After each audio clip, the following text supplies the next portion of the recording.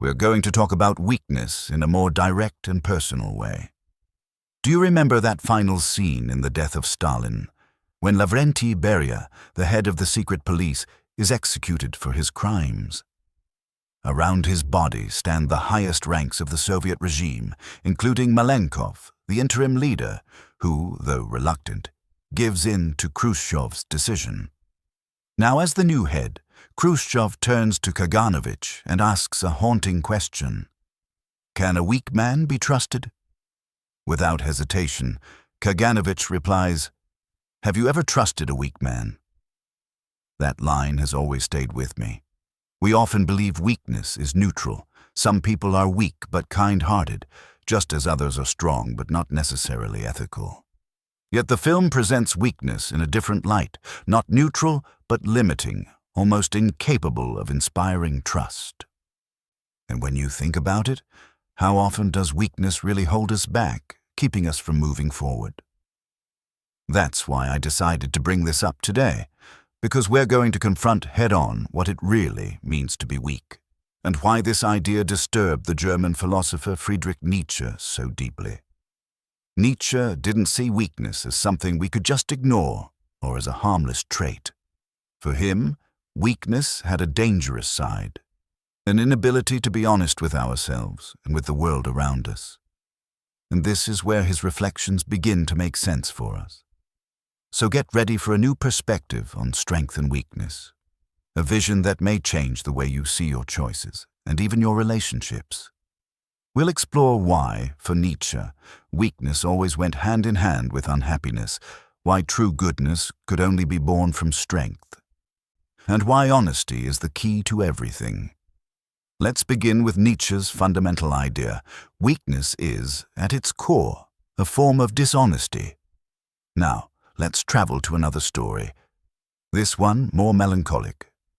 In one of Dostoevsky's tales, the protagonist falls hopelessly in love with a young woman named Nastenka. They spend several nights together, talking about life. She opens her heart, confessing she's in love with another man, someone she believes has abandoned her. Over time, Nastenka seems to grow fond of our narrator, enough to consider staying with him. But at the very last moment, her old love returns. She runs back into his arms, leaving our narrator alone and devastated. What's striking is how the narrator tries to convince himself that he's at peace with the situation. He tells himself, at least she's happy now. But deep down, he's still filled with unresolved desire and pain. This perfectly illustrates what Nietzsche meant by weakness and the dishonesty that comes with it. It's not about lacking physical strength or being insecure. It's about failing to be honest with one's own feelings, even when it hurts. Nietzsche's view of weakness and dishonesty permeates many of his works, especially Thus Spoke Zarathustra and Beyond Good and Evil. For him, true weakness was the inability to act according to one's own will, letting circumstances or unfulfilled desires dictate your life. And here's the invitation Nietzsche offers us. How often do we pretend we're fine, when inside we want to scream out what we really feel, and more importantly, how do we break free from that weakness, learning to be honest, strong, and true to ourselves? Nietzsche often spoke about the weakness of those who have a goal but cannot reach it. Take Napoleon, for example. Despite his power and determination, he failed to create the glorious empire he dreamed of. Nietzsche didn't see that failure in itself as a problem. What he condemned was when weakness led to self-deception. We return again to the narrator of White Nights. At the end, he convinces himself he's okay with losing Nastenka. But the truth? He's not. Nietzsche saw this behavior as a much deeper weakness, one he despised intensely. Instead of facing reality, admitting defeat, and growing from it, the narrator chose to escape into a fantasy, pretending he didn't care. For Nietzsche, that's weakness, the inability to rise above frustration, to master your own will. There's no real change there, only an escape from a painful truth. And Nietzsche warned, When weakness festers, it transforms into resentment and bitterness. In On the Genealogy of Morality, Nietzsche suggests that when people can't obtain what they truly desire, whether it's power, love, independence, or recognition, they often devalue those very desires. Instead of admitting failure, they tell themselves, "I never really wanted it anyway." What was once precious becomes something scorned. A classic example of this resentment is the infamous nice guy archetype we see all over the internet. You know the type. He professes his love, praises every quality of the person he desires, and insists he's different from all the other guys. But the moment he's rejected, everything changes. Suddenly, he turns bitter, insulting the very person he once idolized, attacking their looks, their morals, anything he can find. And then comes the complaint. Women never choose the nice guys. This is Nietzsche's weak resentment in action. It's like Aesop's fable of the fox and the grapes. The fox, unable to reach the grapes, decides they must have been sour all along. In the same way, the nice guy disguises his wounded pride with disdain, pretending he never wanted what he couldn't have. And here's the danger Nietzsche points out. When people act like this in groups, it spreads. Instead of striving for what they truly want, they tear it down. They mock those who succeed, labeling them as immoral or shallow. Nietzsche detested this behavior because he saw it as an attempt to drag others down, to suppress anyone who might achieve fulfillment. The result? A vicious cycle. Strength, ambition, and the drive to overcome oneself are condemned, while resentment and bitterness multiply. More and more people join the chorus of complaints, resenting the happiness of others as if joy itself were immoral. This is why Nietzsche sometimes called himself an immoralist. He wasn't against morality as such, but against the kind of morality that represses, castrates, and poisons human desire. But until now, we've only looked at external weakness, the kind shown in actions or relationships. Nietzsche went deeper, exploring the inner weaknesses that sabotage us from within. Nietzsche also explored the weaknesses that don't come from outside pressures, but from within ourselves. Among them, he focused on something he called the disorganized will. To Nietzsche, the will wasn't just a single force pushing us in one direction. He imagined the human mind as a battlefield of competing impulses, each pulling us toward different desires. Picture it. One moment you want to make a cup of tea. The next, you're craving a full meal, and then suddenly you're thinking about running to the store for snacks. These small shifts seem harmless, but when your inner will is constantly fragmented, it leaves you unfocused, paralyzed, and unable to commit to any meaningful path. This, Nietzsche argued, is true weakness. When we can't align our desires into a coherent direction, our lives lose clarity and purpose. That disorientation often leads to nihilism, the sense that nothing matters, that we may as well do nothing at all. History gives us striking examples of this. Take King Edward II of England. He held immense power and physical force, yet his mind was unstable, easily swayed by his court favorites. His constant wavering, his inability to govern with firm will, ultimately cost him not just his throne, but his life.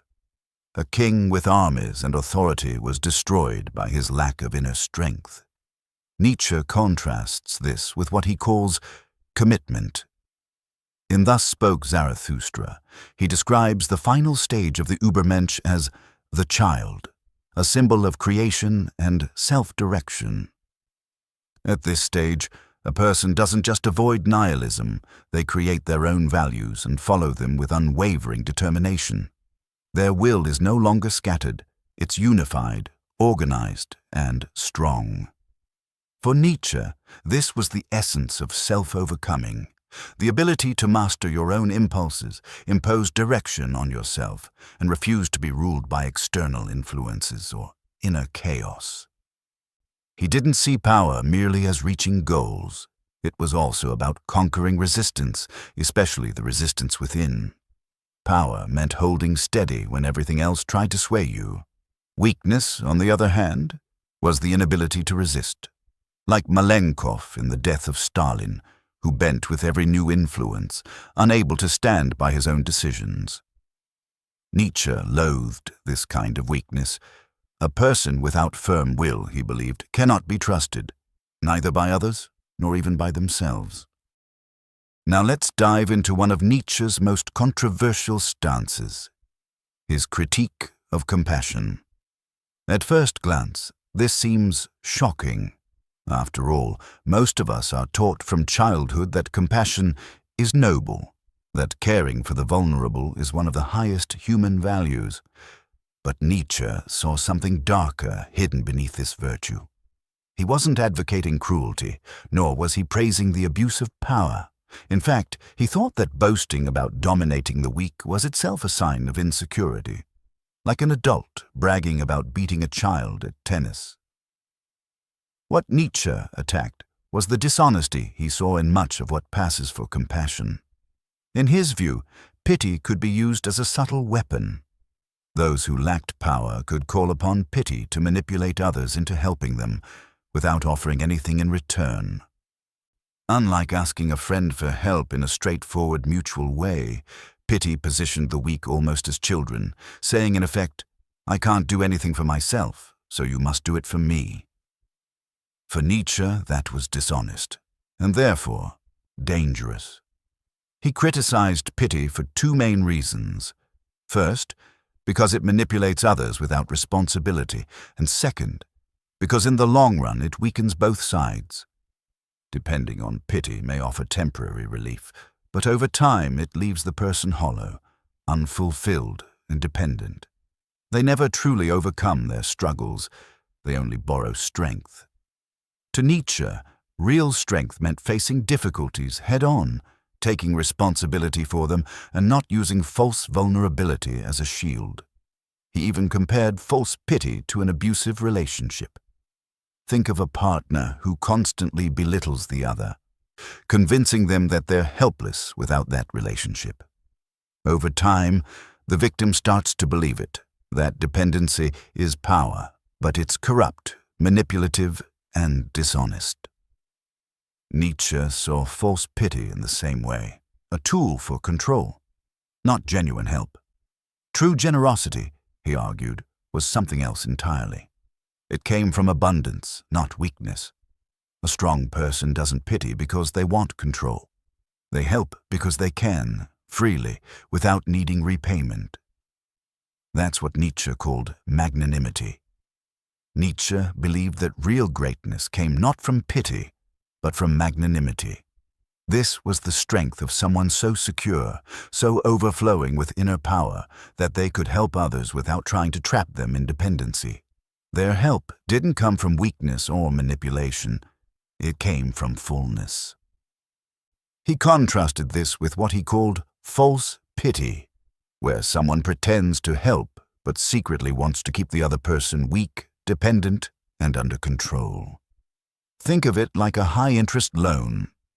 It looks like assistance at first, but it ends up enslaving the borrower. Nietzsche despised this kind of disguised domination. Instead, he imagined a new type of thinker, what he sometimes called the new philosophers.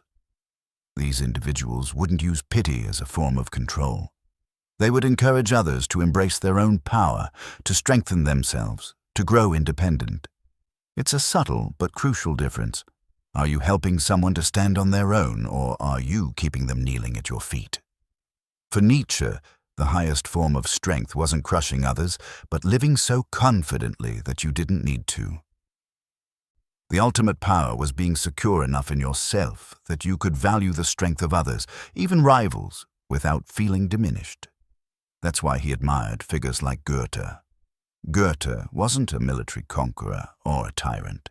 He was a creative genius who transformed Europe with his art and intellect. For Nietzsche, Goethe embodied the Übermensch, not because he ruled empires, but because he lived with overflowing creative force, independent and free.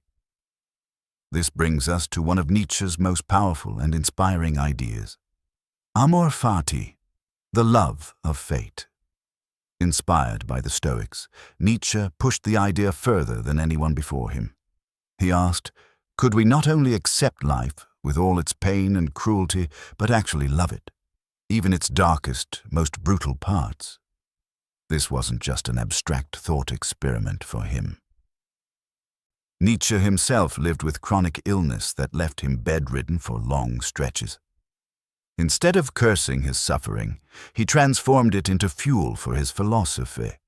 His pain became meaningful, something he could almost take pride in carrying. Amor fati wasn't about wishing life were different. It was about saying yes to life exactly as it is, to affirm existence not selectively, but completely. That, Nietzsche argued, was true strength. Not the power to rule others, but the power to overcome yourself. Nietzsche took his idea of amor fati, the love of fate, and set it against some of the most influential philosophers in history. In Twilight of the Idols, he launches a sharp attack on Socrates. Why? Because of the way Socrates treated life itself.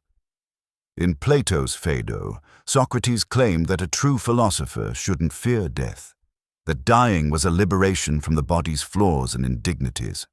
To him, life was something to endure, while death was the doorway to freedom. Nietzsche found this attitude poisonous. To him, saying life is worthless because it's imperfect wasn't wisdom. It was weakness.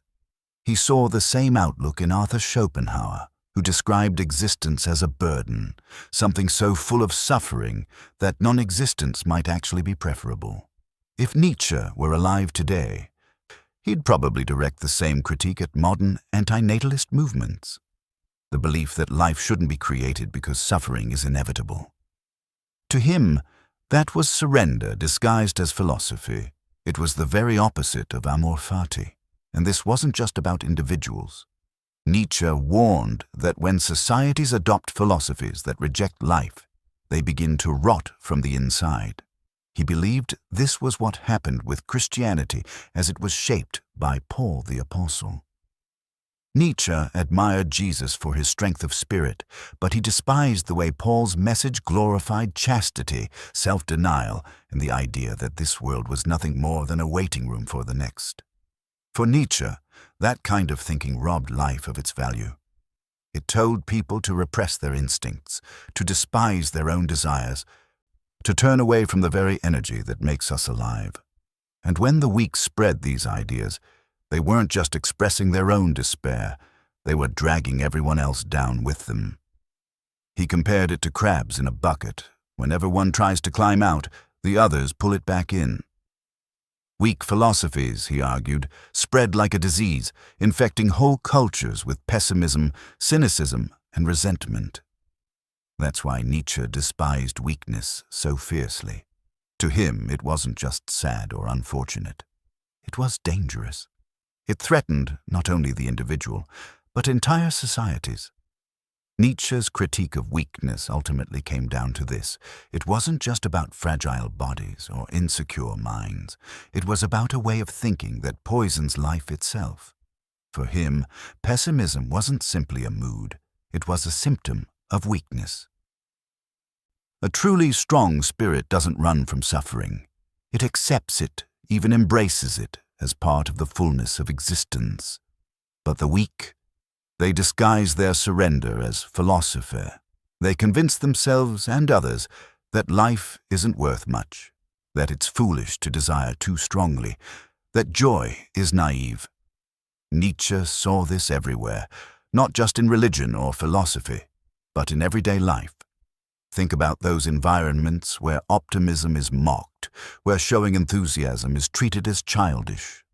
Sometimes, all it takes is one bitter, cynical voice to infect an entire group, turning joy into something suspect. For Nietzsche, that was the great danger of weakness. It doesn't stay private. It spreads. It convinces others to shrink their desires, to scorn ambition, to deny the instinct to live fully. And soon enough, Entire societies are trapped in this cycle, resenting life itself instead of affirming it.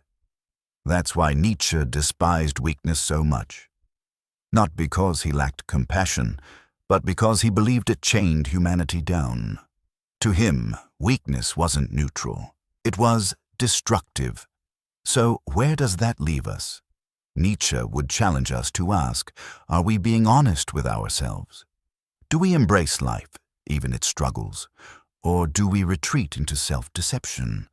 Do we allow bitterness to drag us down, or do we rise above it, mastering our own will? You may not agree with everything Nietzsche said. His vision is harsh, demanding, even uncomfortable. But that's exactly the point. He forces us to confront questions most of us would rather avoid. Because in the end, Nietzsche's challenge is not just to think about weakness, but to overcome it. To live fully, honestly, and courageously, without hiding behind excuses or resentment. To say yes to life in all its pain and glory.